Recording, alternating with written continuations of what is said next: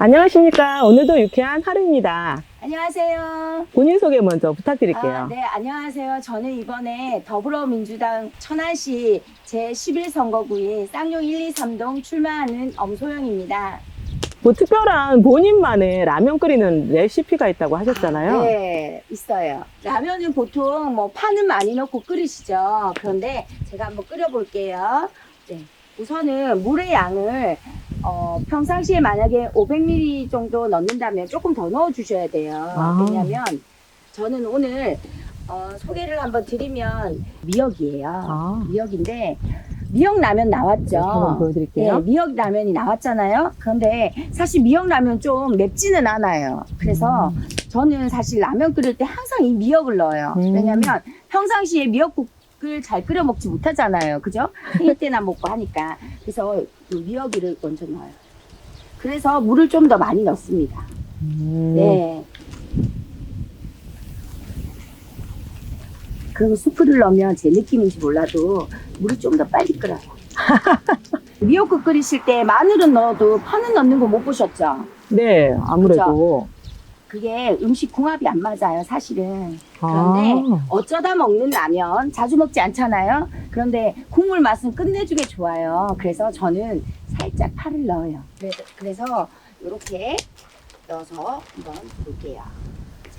항상 라면은 입맛대로 가져가지 않아요? 애들은 또 짜파게티 가져가고. 그리고 라면을 또 집집마다 약간 끓이는 방법이 다르더라고요. 지금 거의 그죠? 비주얼이.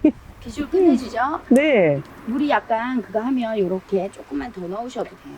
뭐 어떤 분은 또 마늘을 넣어서 끓이시는 분들도 계시고 한데 저는 항상 미역을 넣어요. 미역. 얼마나 맛있겠어요? 그죠? 지금 빨리 먹어보고 싶은데 익었으면 한 그릇 주셔도. 그러면 우리 화력이 저도. 너무 좋은데요? 활력이 정말 세죠? 네. 짜지겠는데요? 화력이 좋아서.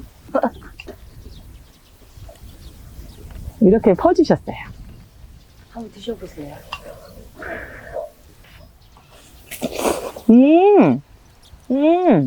이러면 맛있어요. 맞아요. 맛있습니다. 미역이 이렇게 많이 들어가서 미역하고 파를 넣은 라면은 처음 먹어봤는데요. 맛있어요. 여러분도 한번 끓여서 드셔보세요. 맛있어요. 이런 말 해도 되나요? 제가 끓였는데도 맛있네요. 네, 이번에 도의원 출마하신다고 네. 들었어요. 네. 혹시 도의원 출마를 결심하시게 된 배경이랄까요? 계기랄까요? 그런 게 있었나요? 네, 지역 안에서 사실은 뭐 여러 번, 양승조 지사님이 되시기 전에 의원실에서 좀 근무를 했었어요. 의원 시절에. 그러다 보니까 정치에 자연스럽게 좀 관심을 갖게 됐죠. 그러다가 제가 이제 학위를 받고 또 여러 가지 그 충청남도를 통해서 식생활 개선 교육이라는 걸 좀 많이 했어요. 뭐 1년에 강의를 100회씩 할 때도 있었고 더 많이 할 때도 있었고 그러다 보니 지역 내에 그 유아에서부터 시작해서 어르신까지 제가 다 만나 뵙게 됐어요. 그러면서 여러 가지 식생활에 좋은 것들부터 시작해서 교육을 하다 보니까 이 민하고 관의 관계 있잖아요. 행정 처리가 너무 오래 걸릴 때가 많더라고요. 그리고 그런 것들에 있어서 저는 이제 아무튼 현장에서의 경험도 있고 또 사회복지를 전공을 했잖아요. 제가 그렇죠. 그걸로 강의도 하고 학생들도 만나고 또 교육을 하다 보니까 어르신들이나 유아나 아동에 대한 어떤 불편한 것들, 주부들의 불편한 것들을 좀 많이 알게 되더라고요. 그러다 보니까 그 행정 절차라는 게 뭘 하나를 받기 위해서는 굉장히 오랜 시간이 걸리더라고요. 그래서 그러면 나 같은 그래도 민과 강과 학이 좀 합쳐질 수 있으면 좀 그런 것들이 빨라지지 않을까. 그리고 내가 도의원이 된다면 여러 가지 정책들에 있어서 좀 더 좋은 정책들을 찾아낼 수 있고 바꿔야 되는 정책들을 좀 찾아서 그런 것들을 좀 개선할 수 있지 않을까라는 생각이 들어서 출마를 결심하게 되었어요. 네.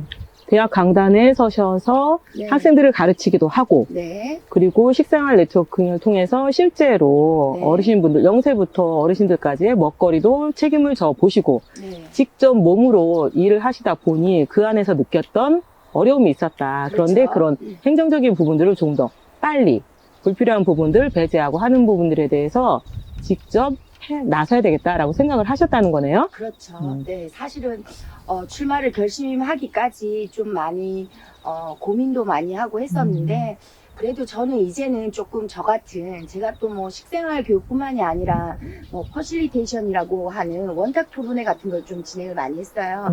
그러다 보니까 저 같은 사람 복지도 전공을 했고 또 교육 현장에서의 경험도 많고 그리고 테이블 토론회 같은 걸 통해서 어떻게 하면 처음 만나는 사람과의 어떤 소통 방법도 충분히 찾아낼 수 있는 사람, 저 같은 사람이 좀 전문가가 이제는 좀 나서줘야 될 때가 아닐까라는 생각이 좀 들었어요. 네. 제 마음에 들어갔다 나오신 것 같아요. 제가 다음 질문을 후보님의 장점은 뭔가요? 이런 걸 네. 여쭤보려고 그랬는데 지금 은연중에 그래요? 나는 소통 전문가다 네. 라고 장점을 하나 비춰주셨고 제가 이런 건 정말 장점입니다. 네. 이런 장점 때문에 저를 아마 선택하셔야 될걸요? 라고 말하고 싶은 장점은요?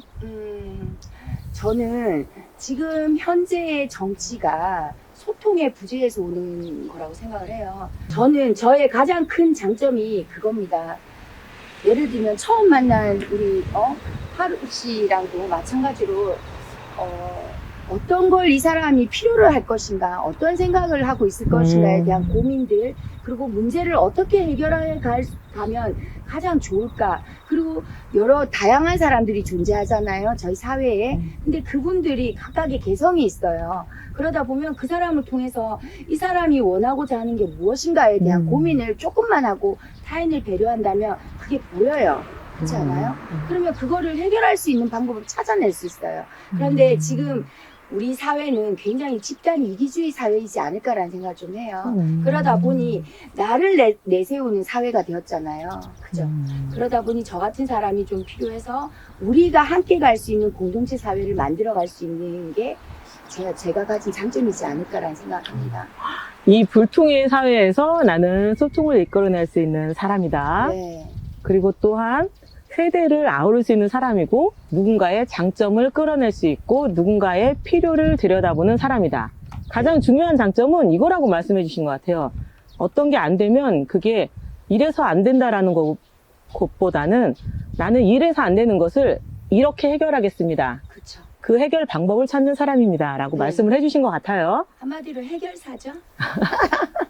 소통의 부재를 해결할 수 있는 사람이 바로 저 같은 사람이지 않을까 생각합니다. 단연간의 어떤 경험을 통해서 저 사람이 가지고 있는 장점과 내가 가진 장점과 상대가 가진 장점들을 찾아내줄 수 있는 거, 그게 이 시대가 필요로 하는 정치인이지 않을까요? 자, 이렇게 여러 가지 장점을 말씀해 주셨어요. 그러다 보니까 그렇다면 당연히 그동안 내가 살아오면서 해온 일 중에 이건 정말 제가 진짜 잘한 것 같아요. 나의 굉장히 보람이 있었어요 라고 말할 만한 성과랄까요? 그런 건 어떤 일이 있을까요? 정치적으로도 여러 가지가 있겠지만 저 개인적인 성과를 말씀드리면 아까 좀 전에 출마 결심에 대한 배경과 비슷해요. 춘천남도를 돌아다니면서 강의를 하다 보니까 그분들에게 식생활이 얼마나 중요한지 혼자 계시는 분들이나 또 뭐 주부들 또 혼자 계시는 어르신들을 보고 뭐 아이들도 마찬가지고 그런 식생활 교육을 통해서 우리가 가장 중요한 게 뭐예요? 먹거리죠. 그죠. 먹거리가 가장 중요해요. 그런 교육을 하다 보니까 제가 느낀 게 그분들에게 제가 그분들 하루에 한 80분 정도를 만난 적이 대부분이었어요. 그러다 보니 그분들에게 식생활 교육도 하고 또 영양가 있는 먹거리도 제공을 하게 되고 그런 시간들을 보내다 보니까 제가 너무 뿌듯한 거예요. 옛날에 엄마가 그랬어요. 항상 나가서 밥 한 끼 먹는 게 가장 큰 인연이라는 말씀을 하셨거든요. 그래서 그런지 그분들에게 물론 전문가였기 때문에 할 수 있었던 일이지만 제공을 하고 같이 교육을 하고 그러다 보니 제가 내 생에 가장 잘한 일이 무엇일까에 대한 생각을 할 때 그분들에게 3,000명이라는 사람은 작은 사람이 아니잖아요. 그분들에게 한 끼의 식사를 내가 제공해 줄 수 있었던 그 마음. 네, 저는 새벽에 5시에 일어나요. 그걸 준비하기 위해서. 근데 그게 너무너무 컸던 것 같아요. 정말 그분들은 지금 춘천남도에 살고 계시니까 기억하실지 모르지만 물론 기억하시는 분들도 계시고 그 중에는 제가 5살 아이부터 100세 어르신까지 교육을 했어요. 그게 가장 보람된 일이지 않았을까라고 생각합니다. 네. 3,000명이나 되는 분들의 식사를 그게 한 끼만 모여도 엄청난 건데 또 돌아가셔서 그걸 배우셔서 아까처럼 파하고 미역은 함께 하면 영양소가 파괴된다라거나 이제 그런 걸 본인이 알고 나면 생활에 계속 실천을 하셨을 거잖아요. 그렇죠. 그러니까 되게 보람이 느끼셨을 것 같고요. 네. 가장 궁금해하는 건 아마 그런 부분일 것 같아요. 공약. 그렇죠. 근데 사실은 그래요. 저희가 공약을 그 시도위원으로 출마하시는 분들은 공약이 그래요. 좀 우선은 도지사 후보가 결정하는 어떤 공약이 있죠. 그거를 밑바탕으로 가야 돼요. 아, 그래야지 제가 도의원이 되었을 때 함께 만들어갈 수 있는 공약이 되잖아요. 그리고 시의원님들도 마찬가지로. 그래서 저는 공약이란 게 그렇습니다. 우선은 제가 생각하는 게 복지 인프라의 부족이잖아요. 천안시가. 그런 거에 대한 문제를 좀 해결할 수 있는 공약을 만들어내고 싶고 또 하나 저희가 복지 혜택을 받으시는 분들은 많은데 뭐랄까 모니터링이 좀 잘 안 되고 있잖아요. 그렇죠. 그런 거에 대한 어떤 명예사회복지사를 좀 추천을 해서 각 지역을 돌아보면서 모니터링을 좀 할 수 있는 분들이 만들었으면 좋겠다라는 그런 공약도 좀 생각 중이에요. 명확하게 지금 공약을 세우지는 못했어요. 왜냐하면 공약이라는 것이 제가 혼자 결정해서는 만들어가기 어렵잖아요. 또 도지사님의 공약과 그다음에 시장 후보님의 공약 이런 것들과 겸해서 앞으로 시의원 후보님들도 나오시고 하면 그분들과 함께 공약을 좀 만들어가면 어떨까 생각하고 있습니다. 네. 지사님께서 이제 국회의원 하실 당시에 복지위원회 쪽에 계셨기 네네. 때문에 굉장히 또 타 도시에 비해서는 복지가 잘 돼 있는 편이라고 그렇죠. 함에도 불구하고 그럼에도 그렇죠. 불구하고 이제 장애인 이동권 문제나 실은 충남도의 콜센터에서 이제 부를 수 있는 이동할 수 있는 그런 차량 문제도 대수와 많죠. 네. 그리고 또 천안하고 인접한 아산으로 넘어가는 경계에 계신 분들의 행정이 시가 달라지니까 맞아요. 굉장히 어렵게 가서 하고 이용하는 있더라고요. 부분들과 네네. 이제 그런 부분들에 대해서 어쨌건 이제 공약을 확실하게 이거다라고 베스트 공약을 설명해 주시진 않았지만 하지만 복지 쪽으로 굉장히 관심이 많으신 것 같아요. 네, 맞아요. 저는 왜냐하면 제가 공약을 이렇게 몇 가지를 적었어요. 사실은 저희가 이제 제출을 해야 되는 것도 있고 한데 우선은 제가 발표하기보다는 명확해질 때 저희가 또 본선이 있잖아요. 그러다 보면 그렇죠. 본선에 올라갈 때 명확하게 제가 실행 가능한 공약을 내세워야 되잖아요. 아, 빌공짜가 되지 않으려면 그렇죠. 공약을 세우고 이행률을 높여야 되니까 그렇죠. 실현 가능한 것들도 정리를 해주실 것 같아요. 당연하죠. 저는 그렇습니다. 말만 하는 후보님들도 많잖아요. 근데 그런 후보가 되기보다는 작은 공약을 가지고도 실천율이 100% 정도 되는 그런 후보가 되고 싶습니다. 네. 꿈이에요. 그 꿈 이루시고요. 네. 마지막으로 네. 이 영상을 보시는 분들에게 이 말씀을 제가 꼭 하고 싶다 하는 말씀 한번 해주세요. 믿을 수 있는 사람을 선택해 주셨으면 좋겠습니다. 저는 살아가면서 세상에 불가능이 없다고 생각했습니다. 지금 이 자리까지 후보로 오기까지도 어떤 분들은 그런 선거를 왜 하냐고 하시는데 저는 제가 할 수 있다고 생각합니다. 살아오는 50년을 살면서 저는 지금까지 한 번도 제가 생각했던 것을 시행하지 않은 적이 없습니다. 이번에도 마찬가지입니다.